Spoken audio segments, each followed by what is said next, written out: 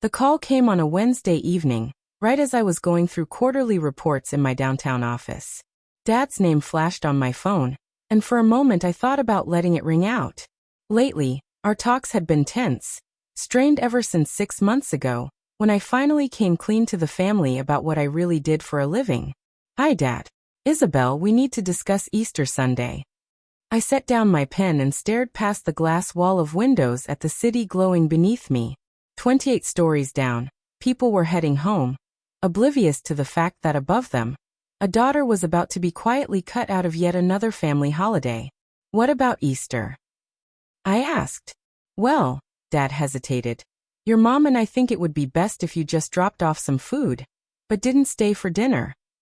The words landed like a punch, even though I'd been bracing for something like this ever since that disastrous dinner months ago. That night, I had admitted that I wasn't scraping by as a cook in a small restaurant. I was, in fact, the CEO of Delicioso Holdings, a restaurant empire valued at $94 million. "You don't want me there for Easter dinner?" Dad's tone carried that familiar weight of forced patience. "Isabel, it's not that we don't want you there. Things have just been uncomfortable since you told us about your business." My business? He meant the fact that his youngest daughter had built a chain of 17 restaurants across 3 states, while he thought she was barely surviving on kitchen wages. "Uncomfortable how?" I asked. "You know how your sister Carmen feels guilty about all the career advice she gave you. And Miguel, he second-guesses every financial choice now, since apparently his kid sister is some kind of business prodigy." I closed my eyes, forcing my voice steady. "So your solution is to leave me out of family dinner?" "We're not leaving you out," he insisted. "We're just asking you to bring food, and then give everyone some time to adjust." "Adjust to what, Dad?" "To the fact that you think I lied to you for 4 years." There it was, the accusation that had lingered unspoken since March. But I hadn't lied. I'd protected myself from exactly this reaction. To him, my privacy looked like deception. My humility sounded like manipulation. "I never lied," I said quietly. "I just wanted you to love me for who I am, not what I've built." "Isabel, you let your mother worry about whether you could afford groceries, while you were secretly a millionaire." "I let her worry," I snapped, "because every time I tried to tell you I was doing well, you brushed it off or joked about my little restaurant dream. That's not the same thing as, drop off food but don't stay for Easter dinner." My voice cracked with exhaustion. "I hear you, Dad. Loud and clear." "Isabel, don't be dramatic." "I'm not. I'm agreeing to your terms." A pause. "All right then. Good. Your mother was worried you'd make a scene. What food are you bringing?" "Whatever you want. Maybe some of those appetizers you make. Nothing too fancy. We don't want to show off." "Nothing too fancy," I repeated. God forbid they acknowledge that the daughter they thought was struggling had built something extraordinary. "I'll handle the food, Dad." "Good. And Isabel, please try to see this from our side.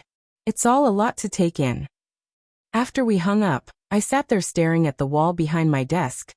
The James Beard nomination, the Hispanic Business Magazine Entrepreneur of the Year plaque, the framed photo of me cutting the ribbon at my flagship location with the mayor smiling beside me. 4 years of building something incredible, and my family's response was to push me out of Easter dinner because my success unsettled them. I opened my laptop and checked the catering orders for Easter Sunday. My assistant had sent the list earlier that day, and one address had stood out. 847 Maple Street. My parents' house. The Martinez family Easter dinner. Full catering service for 12. Honey-glazed ham, roasted vegetables, garlic mashed potatoes, dinner rolls, salad and tres leches cake. Total, $1,200. They had hired Delicioso Catering, my company, to serve Easter dinner, while asking me to drop off appetizers and leave. I grabbed my phone and called Roberto, my catering manager. "Roberto, it's Isabel. I need to cancel an order." "Of course, boss. Which one?" "The Martinez order. Easter Sunday. 847 Maple Street. Full dinner service for 12. "That's a big one to cancel last minute. What should I tell them?" "Nothing. I'll handle it personally." "Boss, you know we'll have to keep the deposit." Less than 72 hours notice. That's fine. Follow the cancellation policy. When I hung up, I leaned back in my chair, picturing Easter morning at my parents' house. They'd wake up expecting a catered feast, and instead, there would be nothing. Just whatever appetizers I dropped off before being quietly sent away. My phone buzzed. A text from Carmen. Can't wait for Easter.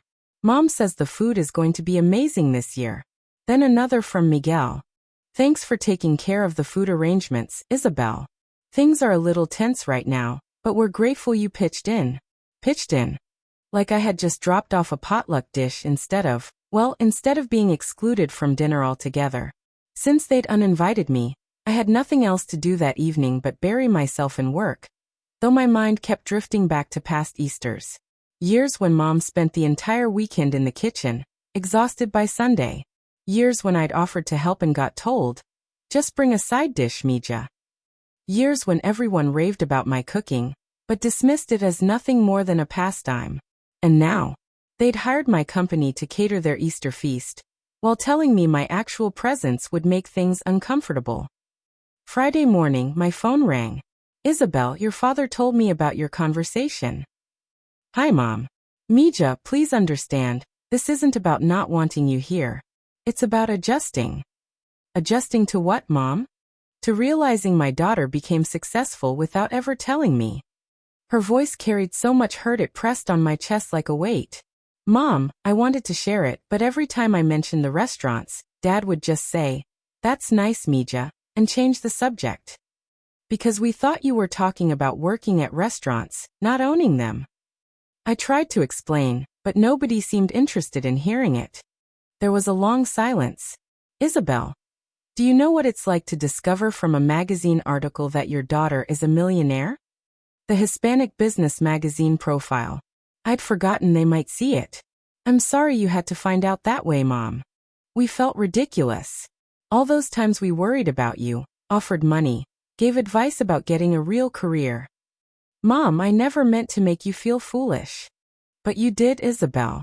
Whether you intended it or not. I didn't know what to say. How do you apologize for surpassing expectations? How do you repair the fact that you achieved something in silence before anyone knew? So, Mom continued. Easter dinner will go the way your father explained. Bring food. Say hello. Give people some room. I understand. Do you? Your father's worried you'll make this about yourself instead of family. Make it about me? As if my wanting to spend Easter with them was selfish. Mom, I'll bring the food and leave. I promise I won't cause any awkwardness. Thank you, Mija. We just need time. Easter morning. I got up early and drove to my flagship restaurant to prepare appetizers. Cheese and charcuterie boards, stuffed mushrooms, bacon-wrapped dates, spinach and artichoke dip. Enough to keep 12 guests satisfied while waiting for their catered dinner. The catered dinner that wasn't going to happen. I loaded everything into my Tesla, another detail my family didn't know, since I always drove my beat-up Honda to family gatherings, and headed to my parents' house. I arrived at 11 a.m. just like Mom asked. The porch was decorated with Easter colors, and the driveway was already full. Carmen's minivan, Miguel's SUV, cars belonging to aunts, uncles, cousins. Carrying the trays, I knocked on the door. Dad opened it, dressed in his best shirt, and looking a little frazzled. Isabel, right on time. He stepped aside, immediately taking the trays from me. These look amazing. Very professional. Professional. As though it was surprising that the CEO of a restaurant group could make professional-grade food. Where should I set them down? Kitchen table's fine. Everyone's in the living room. Walking through, I noticed fresh flowers and the fine china laid out. They had clearly gone all in to make this celebration feel special. Isabel. Mom appeared, wearing her favorite dress and a smile that didn't quite reach her eyes. The food is beautiful, Mija. Thanks, Mom. Carmen appeared next, shifting uncomfortably. Hey, Isabel. Thanks for contributing. Of course. Miguel gave me a nod from the doorway, Maria beside him with their 2 kids. Smells delicious. Everyone was polite. Polite but distant, treating me less like family and more like the catering service dropping off food.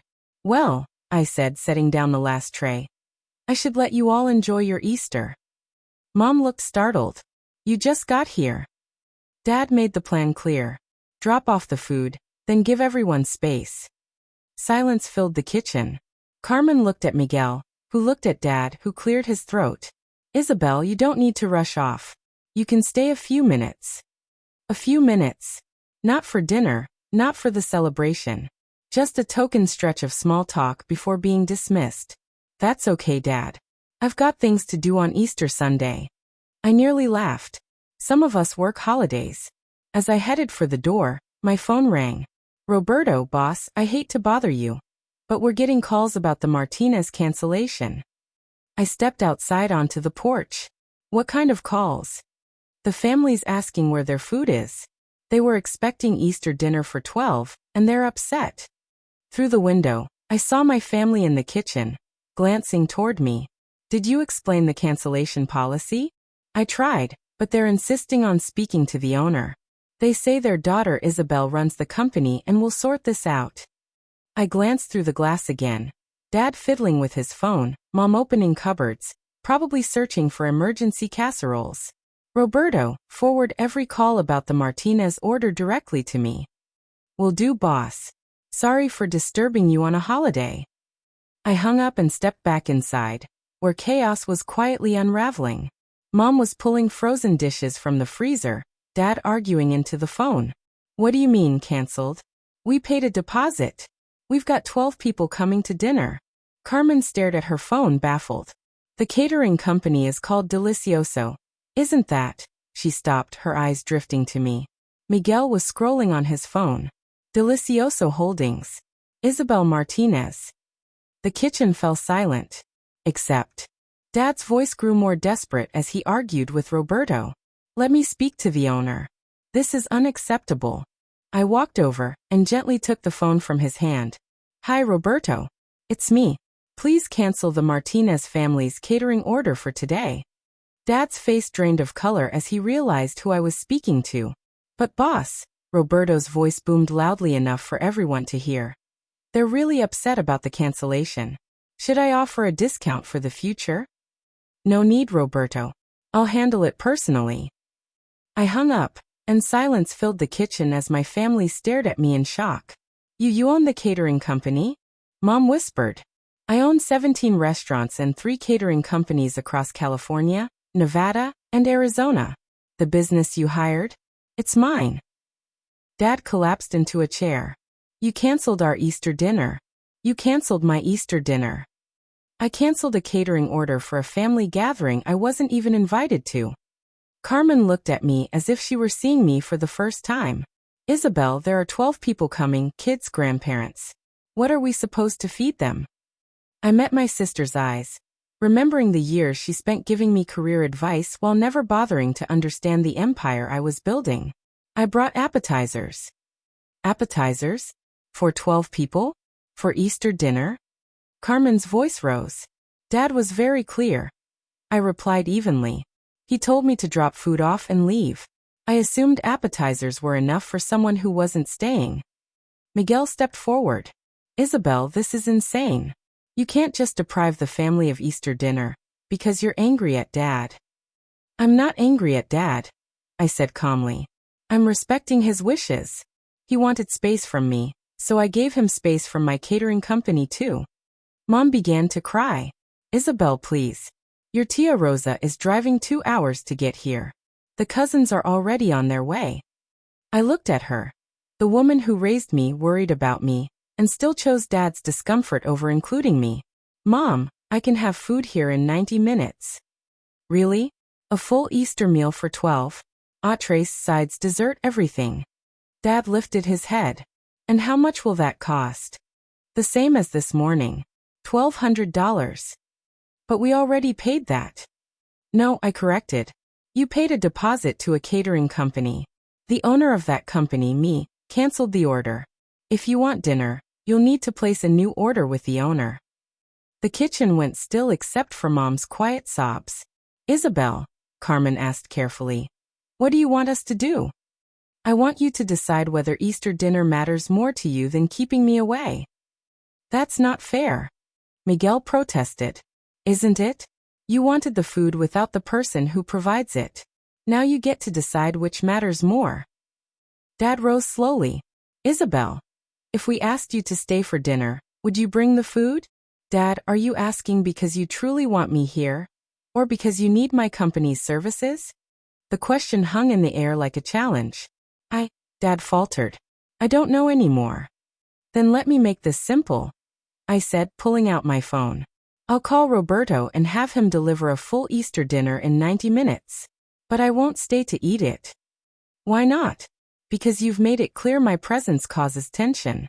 This way, you get the food without the drama. I had just started dialing when Mom grabbed my arm.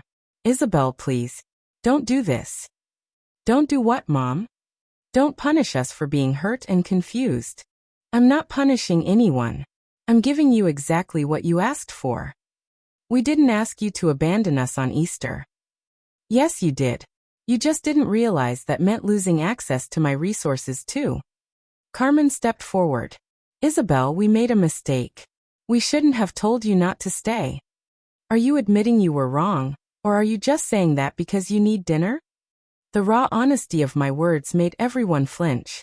Both, Carmen admitted softly. We were wrong, and we need your help.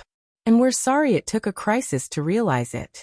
I looked around at the people who had raised me, loved me, yet failed to truly see me. They were flawed, afraid of change, but still my family. If I stay for Easter dinner, I said slowly, things have to change. Change how? Dad asked.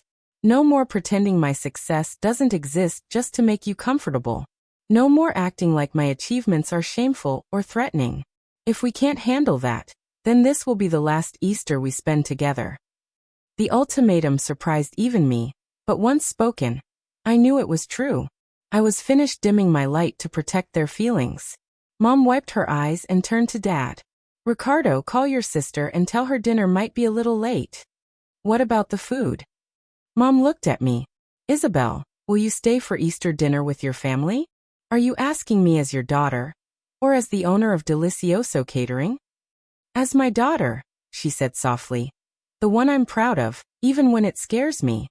I called Roberto and ordered the full Easter spread. While we waited, I sat in the living room and for the first time, told my family about my business, with details, pride, and honesty.